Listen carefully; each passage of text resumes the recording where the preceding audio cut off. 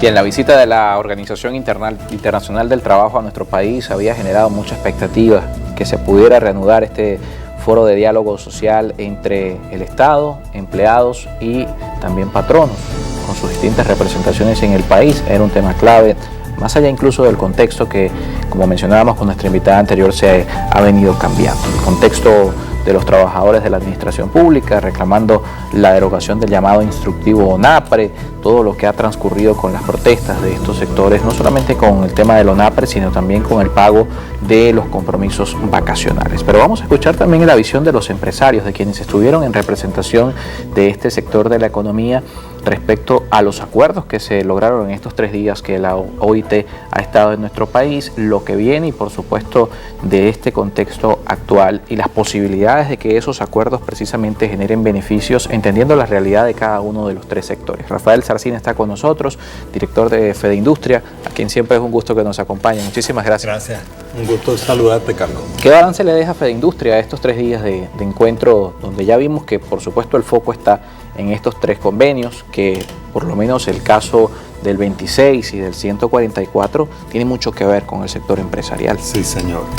Bueno, mira, Carlos, el sector empresarial representado por Fedecámaras y Fedeindustria, estuvimos presentes primero en las reuniones que tuvimos en el mes de abril. De ahí se generaron muchas expectativas y muchos acuerdos. Estos acuerdos se materializaron a medida que transcurrieron estos meses, con reuniones puntuales en el Ministerio del Trabajo, dándole seguimiento a estos diferentes convenios que debemos trabajar, ¿verdad? Como son salario mínimo, el método del cálculo y la parte de cómo deben registrarse los sindicatos. En el transcurso de esas reuniones nos pareció que la evolución fue muy positiva, porque de sentirse hostil toda la tensión que pudiera haber habido antes del mes de abril, a la reunión que hay hoy en día, se entiende que hay mucha camaradería. Recordando además que el tripartismo, el diálogo tripartito en Venezuela es una denuncia, ha desaparecido prácticamente. Cierto, había desaparecido, pero no hay que perder de vista de que nuestro país ha sido sometido a grandes presiones desde el punto de vista de medidas económicas y medidas de bloqueo que han hecho de que toda la economía se haya restringido. Al no haber ese diálogo que tú bien mencionas en el pasado, pues se generaron las tensiones. Pero a medida que se ha desarrollado el diálogo, nosotros todos hemos entrado en un común acuerdo como venezolanos que debemos trabajar para que la economía se rejuvenezca, ¿verdad?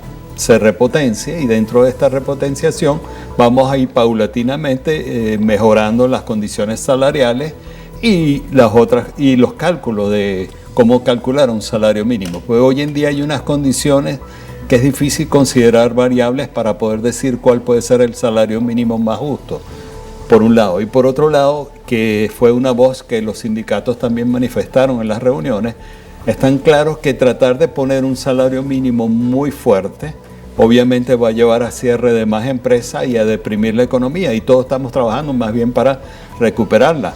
Y quisiera aprovechar la oportunidad de darle el agradecimiento al presidente de la República y a todo su tren ejecutivo, porque con muchísima conciencia están trabajando y han hecho y tomado medidas para que se recupere la industria nacional.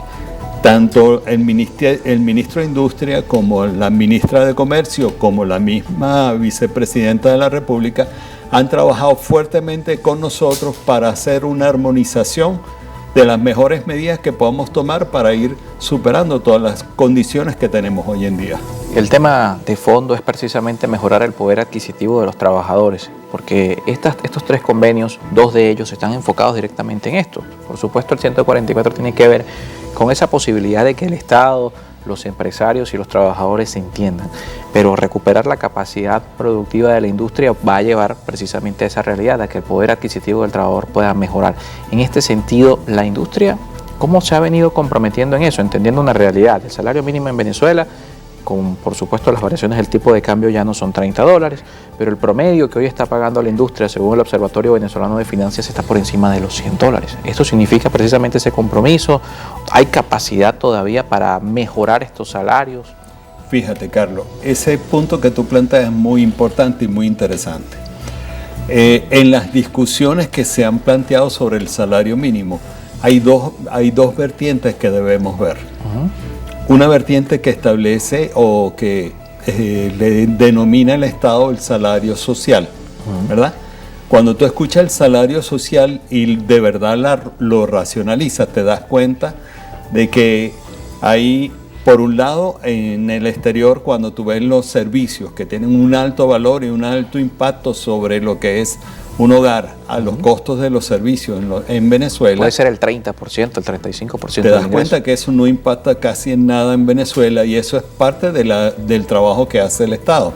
Adicional, ellos tienen también unas condiciones especiales para los trabajadores públicos, que yo no tengo dominio de eso, pero sabemos que si hay tantos millones de trabajadores públicos estando en el área del Estado, debe ser que de alguna manera van compensándole lo que necesitan. Del punto de vista privado, que sí podemos comentarte, es que cada empresa, en la medida de lo que puede, ha ido compensando sus trabajadores. Realmente creo que son muy pocas las compañías que el salario mínimo de un trabajador esté por debajo de $100, comenzando de un nivel básico y de ahí van subiendo. No solamente le compensan con salario, sino hay otras condiciones, ayudas, tanto en alimento como en transporte, como en otras condiciones que cada trabajador o empleador, pueda dar para ayudar a mejorar, porque estamos conscientes todos que debemos ser todos los que hagamos que nuestro país crezca, y la mejor manera de hacer que crezca la economía es que los trabajadores tengan un ingreso cada día mejor y las empresas puedan producir cada día mejor. No todos los rubros de empresas se manejan igual, porque hay unas que están más deprimidas y otras que no. Pero hay una intervención muy fuerte con el nuevo ministro de Industria, el cual está poniendo un empeño extremadamente intenso para relanzar o reactivar todas las industrias en Venezuela. Fíjate que hubo una locución del presidente en La Carlota, en el cual dijo un mensaje que creo que para todos es claro, quizás no lo habrán asimilado, pero el mensaje más importante que él lanzó es que quiere que la renta petrolera quede como una reserva y sea la renta de la empresa privada y de la industria privada la que dinamice lo que es la economía de nuestro país. La diversificación de la economía. La diversificación. Y eso es un compromiso no de cobrar, sino un compromiso, quiero que crezcan para que puedan ser rentables para nosotros. Y eso es un bonito mensaje para todos porque nos da el ánimo de decir si estamos trabajando todos en equipo. Ese tripartidismo no solo está a nivel laboral, sino también está a nivel general, ¿verdad? En todas las acciones para lograr que nuestro país salga de todos estos atolladeros que se han presentado. Y fíjate que con buena voluntad, porque no hay ninguna de las medidas económicas que se hayan bajado, sino con la buena voluntad de todos nosotros, de todos los venezolanos, hemos logrado reactivar la economía. Y con la buena voluntad y las acciones que ha hecho el Estado, ha hecho que también la industria interna, la privada, se esté dinamizando. Ya salimos de la crisis del COVID y ya estamos en una fase de crecimiento de todo el país y retomar los espacios que teníamos antes perdidos. Y eso en general, todo va a ir hacia el Estado social, que serían los trabajadores de nuestras compañías. Si nosotros tenemos un trabajador que no se sienta a gusto, ningún empresario estaría de acuerdo a tenerlo de una manera, digamos así. En el pasado habían otras condiciones que podía que no le importara eso.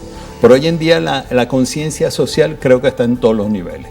Claro, y la idea de preservar precisamente el capital humano de la empresa, brindándoles un trabajo que sea digno, que tenga un ingreso que les permita, por supuesto, cubrir sus necesidades. Hablando precisamente de esa industria que crece, esa industria que tiene potencial de ser un aporte importante para el fisco nacional, de llevar a una diversificación de la economía, hay un tema clave y tiene que ver con la confianza y con las condiciones.